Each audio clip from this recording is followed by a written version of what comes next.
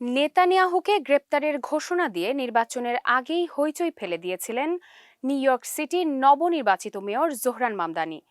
এমনকি ঐতিহ্যবাহী এই শহরের মেয়র হিসেবে মামদানি নির্বাচিত হওয়ার পর ইহুদিদের নিউ ইয়র্ক ছেড়ে পালানোর পরামর্শ দিয়েছিলেন অনেক ইসরায়েলি রাজনীতিবিদ।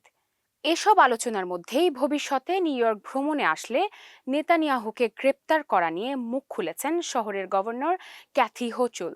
জানান, নেতানিয়াহুকে গ্রেপ্তার করার ক্ষমতা কোনোভাবে নিউ ইয়র্ক সিটির মেয়রের নেই। স্থানীয় সময় বৃহস্পতিবার এক সংবাদ সম্মেলনে গভর্নর হোচুল সাংবাদিকদের কাছে জানান, তিনি মামদানির পরিকল্পনার সঙ্গে একমত নন। মামদানির এই ধরনের কোনো ক্ষমতা নেই। নিউ ইয়র্ক সিটির মেয়র হিসেবে আগামী 1 জানুয়ারি দায়িত্ব নিতে যাচ্ছেন জোহরান মামদানি।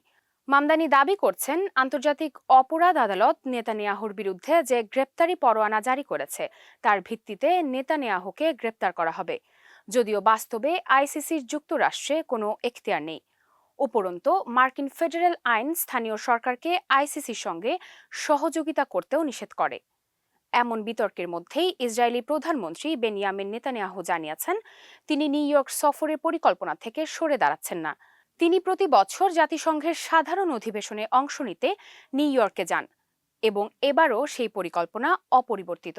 মামদানির অবস্থান, গভর্নরের সরাসরি বিরোধিতা এবং আইনগত বাস্তবতা সব মিলিয়ে এখন নিউ ইয়র্ক রাজনীতিতে তৈরি হয়েছে জটিল এক পরিস্থিতি।